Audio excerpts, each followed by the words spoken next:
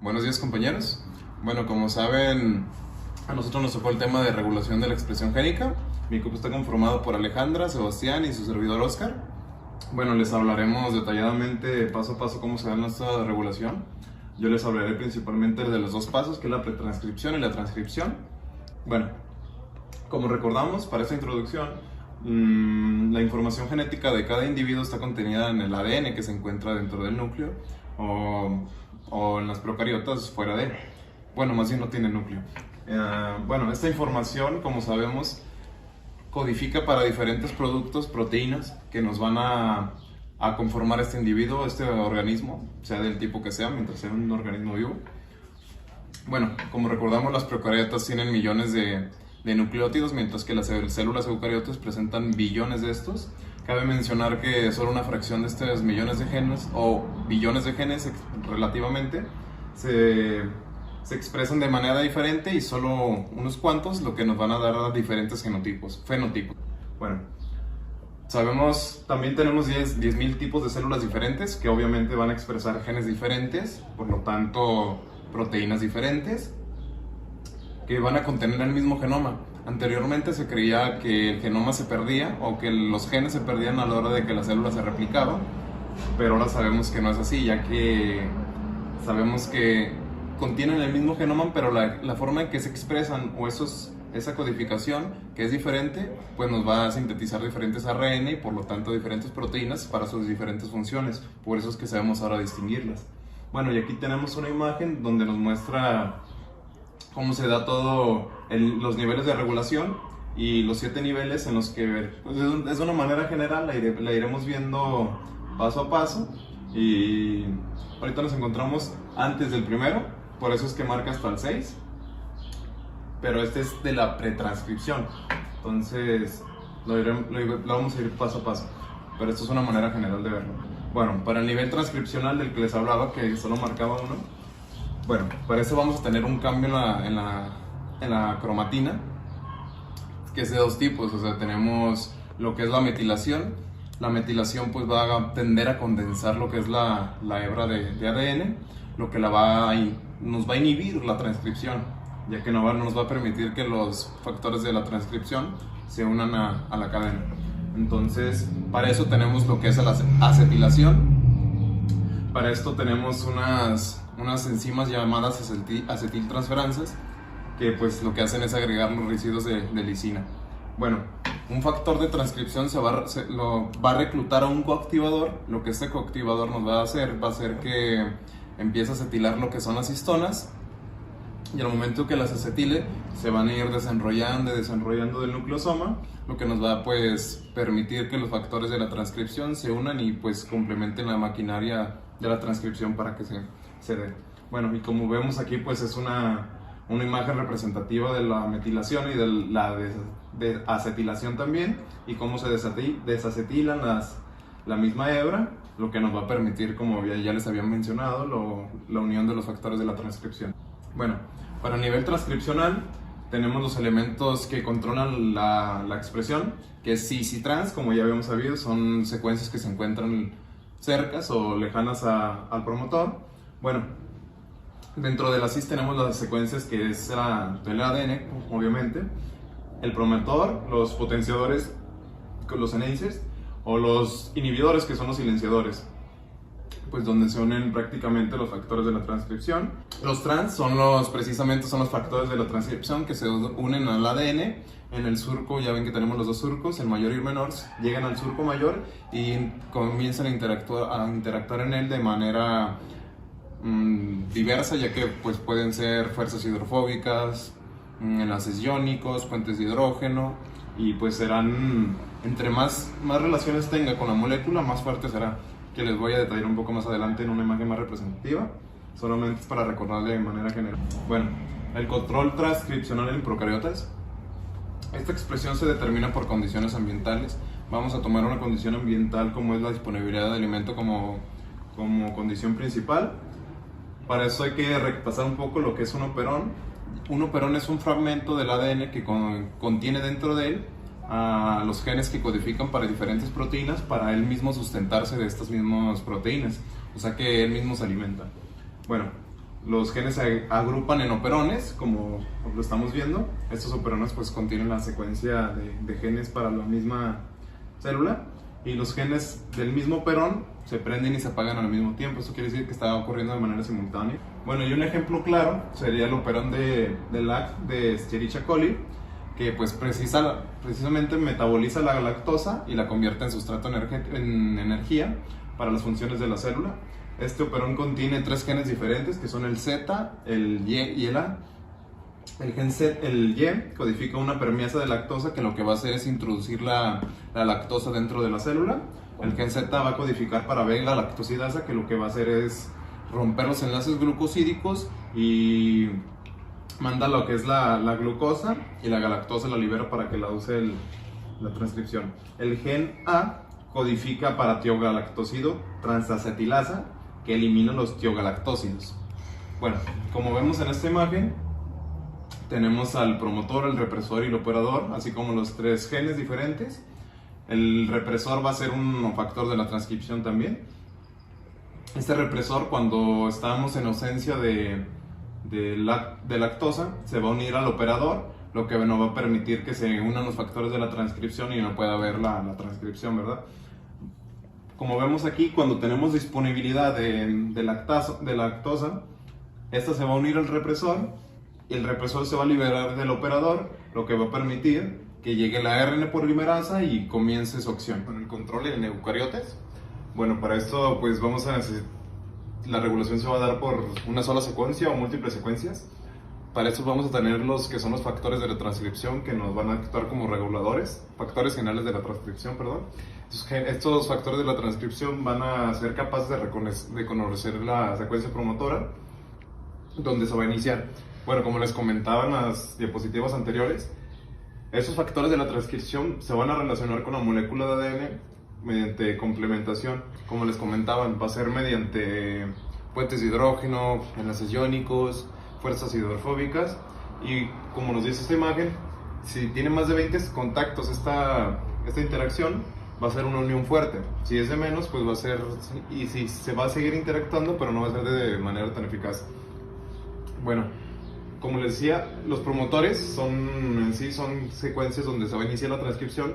Un ejemplo sería la caja TATA, como ya la hemos revisado en clases, que se encuentra a menos 25, menos 35 pares de bases corriente arriba, o incluso a cientos de pares de bases corriente arriba igual. Bueno, hay secciones de genes donde no se cuenta con el promotor, donde en lugar de esto hay secuencias llenas de citocinas y guaninas, que son pues islas, así les nombran, o potenciadores. Donde no hay esto, la caja TATA o el promotor se transcribe de forma continua, y son genes que se expresan de manera constitutiva. Un ejemplo tenemos a la glucosa 3-fosfato deshidrogenasa o a la beta-actina, como ejemplo de estos dos de la expresión constitutiva. Tenemos otros que son inducibles, los cuales son los que los que no se expresan de manera constitutiva. Estos factores de la transcripción, generales de la transcripción, van a interactuar con el ADN porque tienen una secuencia o una estructura secundaria que vamos a ir viendo. Por ejemplo, tenemos el hélice asa-hélice, que tenemos una hélice corta mediante una horquilla y otra hélice larga, y van a interactuar con el ADN. Tenemos las cremadilleras de leucina, que estas vienen en el libro también, son las mismas, nada más vienen con diferentes variaciones de nombres, pero es exactamente lo mismo. Ahí tenemos 2 alfas hélices con leucinas de una alfa hélice y las leucinas del otro alfa hélice, que interactúan entre las dos. Tenemos la hélice vuelta hélice, que es una alfa hélice junta, y los dedos de zinc, que son prácticamente una alfa hélice con un beta plegamiento unido por un átomo de zinc, o igual una alfa hélice con otra alfa hélice mediante 2 átomos de zinc unidas. Bueno, una forma de regular todo esto sería, por ejemplo, si está un factor de la transcripción que presenta este dominio, pues se va a dar la transcripción. Si el factor de la transcripción ya se usó, este se va a degradar y va a volver a ser reutilizado, por lo que se va a sintetizar de nuevo. O sea, esto nunca se acumula y es una manera en sí de regular la expresión. Bueno, aquí tenemos ejemplos de regulación también. Una es la síntesis, como en el ejemplo anterior que les mostraba. Una vez usado este factor de la transcripción, habiendo producto para hacerlo, va a actuar, se va a liberar y se va a degradar para volver a ser utilizado. Entonces va a favorecer la transcripción. Unión o ligando. Estos ligandos tenemos, por ejemplo, bueno, estos van a activar o inhibir. Por ejemplo, el ligando de la T3 va a llegar al receptor, al factor de transcripción, y va a activarlo, por lo que se va a dar la expresión. Otro lo va a inhibir, como por ejemplo la dihidrotestosterona. Llega, se une al complejo, al factor, y inhibe, o sea, puede activar o inhibir. Tenemos la activación e inhibición por fosforilación. Aquí entran en juego las quinasas, que como sabemos tienen la capacidad de llegar y poner grupos fosfato. Entonces llega, le pone grupos fosfatos al factor y lo que va a inducir a la expresión. Otro es la formación de los complejos, que aquí vamos a tener pues homodímeros o heterodímeros y van a estar unidos el uno al otro y también se va a dar la expresión. Otro sería la liberación de factores de la transcripción. Aquí está el factor de la transcripción unido a un inhibidor. Si el inhibidor se degrada, se va a liberar el factor de la transcripción, se va a unir a la secuencia de ADN y por lo tanto se va a dar la expresión otra vez. Es una manera de regular la expresión. Y como por ejemplo, bueno, tomaremos estos dos ejemplos. Tenemos a la testosterona, que es derivada del colesterol, como ya lo sabemos. Va a entrar al citoplasma. En el citoplasma va a encontrar el receptor y este receptor va a formar un complejo. O sea, a la hora de que se junta el receptor junto con la testosterona, se va a formar un complejo, ahí sigue siendo un complejo. A la hora de que va a llegar al núcleo, ya se llama factor de la transcripción, o sea, ya es un factor de la transcripción que tiene que llegar junto con los otros factores para poder dejar actuar a la RNA polimerasa, como ya lo sabemos. Otro ejemplo tenemos aquí a la T3, como ya la habíamos visto en las de unión a ligando. En estas prácticamente pues llega ligando, se mete al núcleo de la célula y lo que va a hacer es unirse al factor de la transcripción, bueno, al receptor que tiene ahí en sí, y ese receptor va a actuar ahora sí como un factor de la transcripción, que obviamente va a depender otra vez de los factores generales de la transcripción, que serían el TF2A, TF2B, TF2D, TF2C, TF2H, que todos estos son necesarios en conjunto para poder hacer que la maquinaria de la transcripción se haga posible. Bueno, lo que van a hacer estos factores de la transcripción va a ser posicionar a la RNA polimerasa y activarla. Y esta activación se va a dar mediante la fosforilación del extremo carboxilo terminal, como ya lo sabemos. Bueno, estos son los dominios que les estaba diciendo, las estructuras secundarias, en las cuales tienen la forma de interactuar con el ADN y son las inducibles. Y aquí son los segundos ejemplos que les di. Los de procesos de activación, que era la formación de dímeros, la fosforilación del inhibidor, separación del complejo, unión al ligando y la fosforilación de la proteína, que como lo vemos aquí pues es exactamente lo que yo les expliqué, nada más que de una manera un poquito más gráfica y más resumida. Bueno, aquí tenemos la regulación mediante los potenciadores o enhancers. Bueno, en esta regulación vamos a tener lo que es el promotor y los potenciadores, que pueden estar a miles de pares de bases o a cientos de pares de bases. Entre el potenciador y el promotor tenemos toda esta secuencia, la cual es la secuencia reguladora o la región reguladora. Bueno, dentro de esta región reguladora, como sabemos que es movible la molécula de ADN y anda pues ahí dando vueltillas, lo que va a pasar es que, por ejemplo, puede estar o sea, aquí se van a favorecer que se produzcan varios transcritos, o sea, múltiples transcritos van a poderse favorecer, no es de uno en uno. Entonces, por ejemplo, que está muy alejado, pero si la molécula de ADN se está moviendo, puede ser que al momento de que se esté moviendo, este extremo interactúa con esta otra orilla que está mucho más cerca del promotor y lo que va a hacer es que va a activar también a la transcripción de este lado, lo cual va a favorecer a otro transcrito. Bueno, y una forma de regular la transcripción sería, o sea, en términos ahora sí generales, sería la iniciación, que es donde se genera el transcrito. aquí entra la regulación. Otra regulación es de cuando se genera el transcrito, que se va al ARN, se va hasta el citoplasma para encontrar al ribosoma, como ya lo sabemos. Es otra forma de regulación.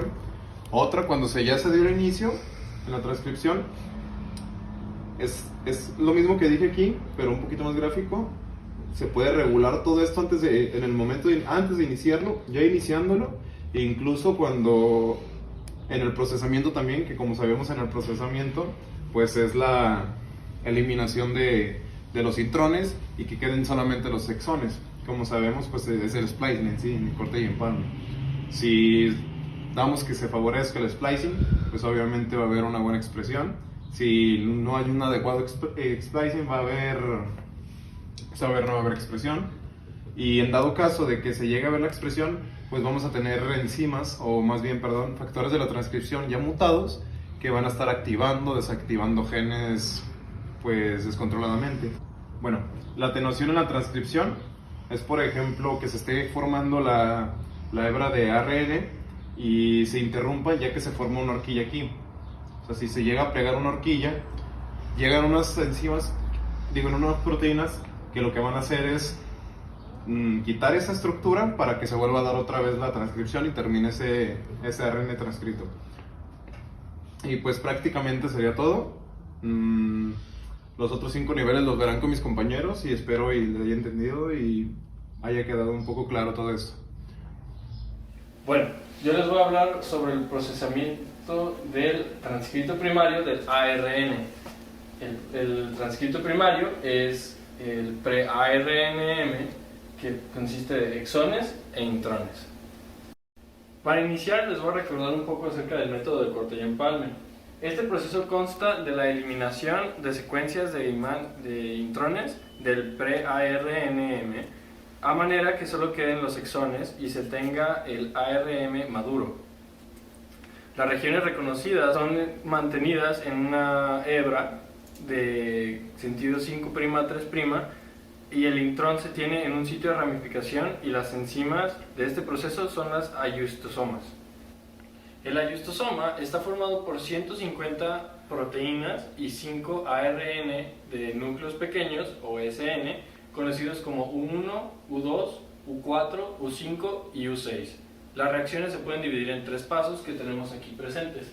La primera es cuando U1 y U2 se meten al pre-ARNM, y en este momento la adenina se va a la guanina del principio del intrón para poder hacer un lazo, que es cuando entran el 5, el 4 y el 6, para que después puedan cortar y pegar, de manera que quedan los exones en una hebra de 5 a 3' con un ARNM maduro, y queda el lazo de intrones con la conexión de adenina y guanina y los ayustosomas. Bueno, y ahora sí, ya habiendo explicado aquel método, podemos hablar sobre el fenómeno que nos interesa.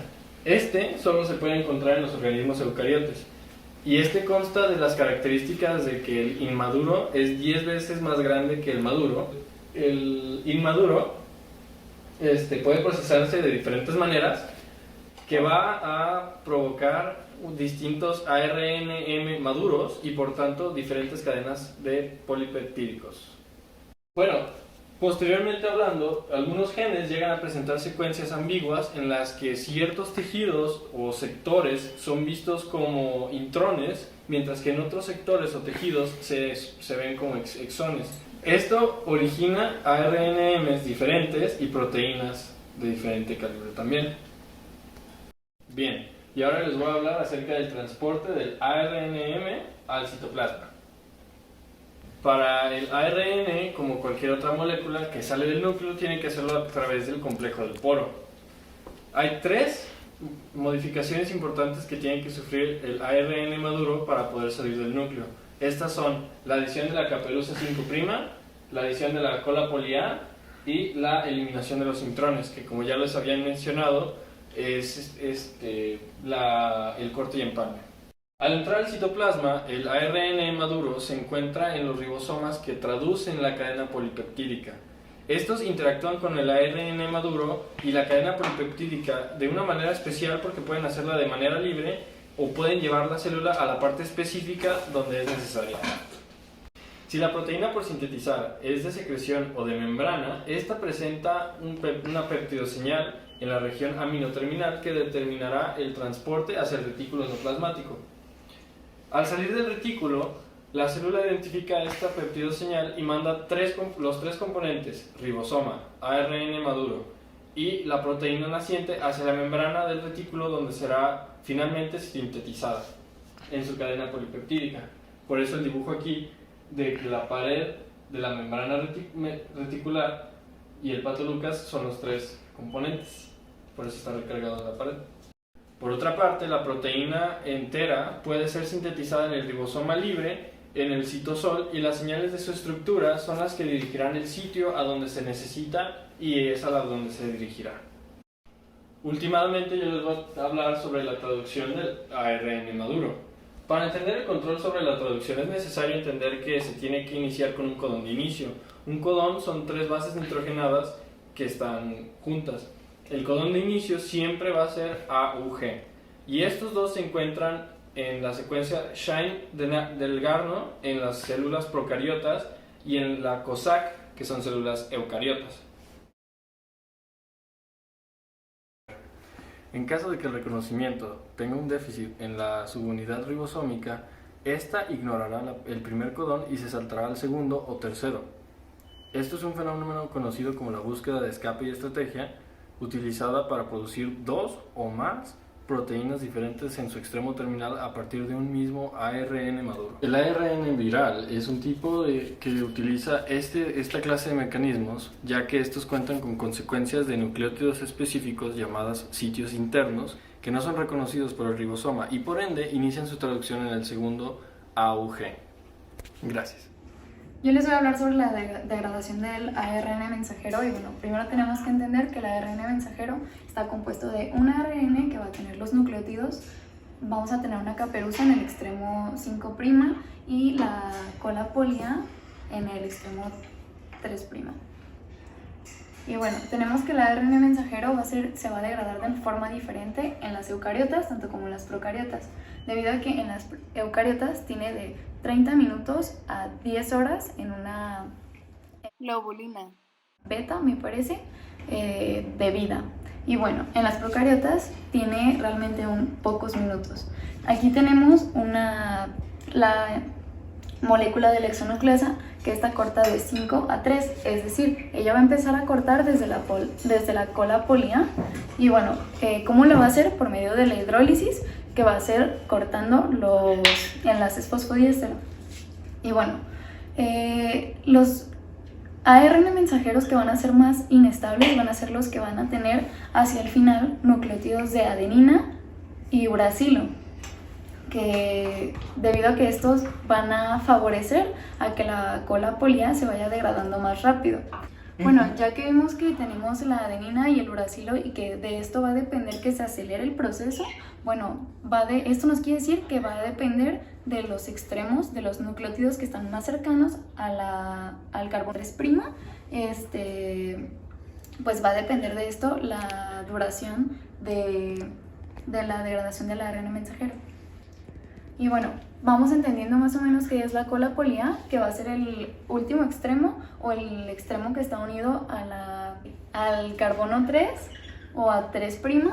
Y bueno, la cola polía es una modificación que se le hace al ARN para que esté maduro y para que sea capaz de durar lo necesario para su traducción en el citosol. Esto lo va a proteger de que no se vayan como cortando los genes. Y bueno, básicamente es agregarle adeninas en un promedio de 200 nucleótidos, o sea, adeninas, y tenemos que lo mínimo son 30, porque es lo que se ha encontrado en diversos estudios. Bueno, yo también les voy a hablar sobre las modificaciones transduccionales, y bueno, tenemos que no necesariamente van a pasar después de la traducción, sino que pueden empezar desde antes, durante la maduración del ARN y traducción, y durante la vida, o sea, durante el periodo de tiempo que vaya a estar en el citosol, el ARN mensajero, y para esto tenemos que entender que se necesita una maduración del ARN, y a este ARN mensajero se le va a llamar pre-ARN mensajero, que va a necesitar de ciertas modificaciones, como ya les conté, una que es la cola polía, para hacer un ARN mensajero maduro. Y estas modificaciones van a acelerar, retardar o modificar o alterar nuestro ARN mensajero. Y bueno, tenemos las modificaciones transduccionales, que vamos a tener pequeños ARN que van a ser reguladores de la traducción y su duración en el citosol. Esto quiere decir que él va a decir o va a determinar cuánto tiempo va a durar flotando en el citosol este ARN mensajero. Tenemos los microARN, que se llaman miARN, y bueno, ellos van a reducir la producción de ciertas proteínas. ¿Esto para qué nos sirve? Bueno, pues para, primero, que no tengamos como una acelerada creación de estas proteínas, debido a que estas pueden provocar cáncer si no son bien reguladas. Esto es todavía algo que se está investigando, pero ya se tiene más o menos establecido que este puede ser un factor para causar cáncer. Y bueno, tenemos el interruptor ELF2, y bueno, no se llama interruptor, pero es como yo lo entendí, creo que es más fácil, y va a ser un inicio y un apagado de la traducción. Este nos va a ayudar, por ejemplo, nos va a ayudar a que cuando este se fosfolariza, el ELF2, entonces no vamos a tener una traducción. Cuando no es fosfolarizado, sí vamos a tener la traducción. Y bueno, ¿esto en qué nos ayuda? Ayuda a que cuando las células no tienen los suficientes nutrientes, se pare la producción de proteínas. Y bueno, pues básicamente funciona como un interruptor. Creo que es de esa manera más fácil entenderlo. Entonces quedamos que cuando sí se fosfolariza, se bloquea y no se traduce. Cuando no se fosfolariza, se como desbloquea y empieza a traducir. Va a dar el inicio o el término. Y bueno, tenemos también modificaciones que son adición de grupos químicos a proteínas. Y bueno, ¿cómo va a resultar esto? Esto va a depender de la proteína que se modifique. Y bueno, va a ser para la maduración y para que tenga una buena función. Y bueno, tenemos entre las más comunes acetilaciones, metilaciones, carboxilaciones, hidroxilaciones y fosforilaciones. Yo les voy a dar el ejemplo de una fosfolarización. Y bueno, así se vería más o menos, es una representación gráfica. Y bueno, ¿esto qué va a hacer? Puede activar tanto como desactivar, o puede inclusive llegar a cambiar su función. Pero bueno, esto va a depender completamente de la proteína donde esto se vaya a hacer. Y bueno, tenemos la ubiquitinación, que esto me parece súper interesante porque literalmente se va a agregar la ubiquitina a la proteína, que vendría siendo esta de aquí, y ya después se lo va a llevar a un centro de reciclaje para que se degrade esta proteína dentro de ese centro. Ese centro sería nuestro proteasoma.